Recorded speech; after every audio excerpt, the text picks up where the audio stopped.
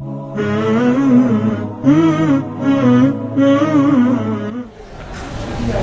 karena ini kecuali dalil Allah Ta'ala dia tu Nasrani pada akhir mereka itu Nasrani dengan ketuhanan Isa.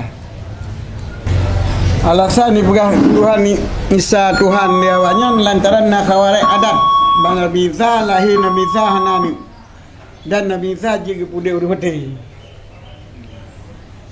Mana ji jika pudek urut mati itu boleh ji bak jaro Isa urut mati. Nah itu pun Tuhan yang pudek dah.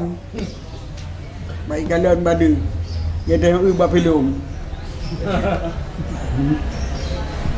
Kai po, kai tak, kai tepi darah. Padahal kincu.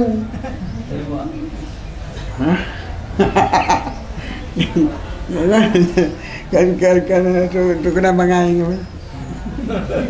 Mai khun Nabi Isa budek. Budek ni lah. Pakai bang budek khun ni kan saya. Si budek pegang jenazahnya, budek lagi. Budek baju, mana nak ke budek kan Nabi Isa. Yang budek rumah teh. Yang ke kali kula dah agaknya memang ditanya takkan grup takkan hau deh. Tapi nak tak ke budek le tu. Itu. Yang terakhir ke pelimahnya mukjizat. Pun mana mukjizatnya nyok tu selalu. Pun yang kalau long beri. Mungkin ke manzilah kau sedekah abdian.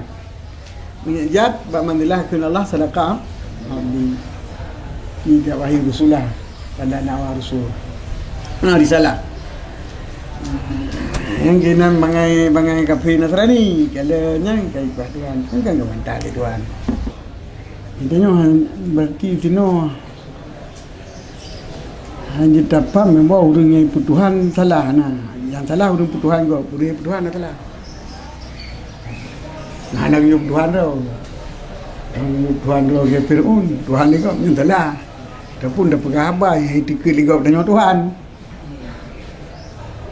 Kau pernah wujud dalam wujud Tuhan. Kau tanya Tuhan tu. Kajik Tuhan tanya semua aja dah.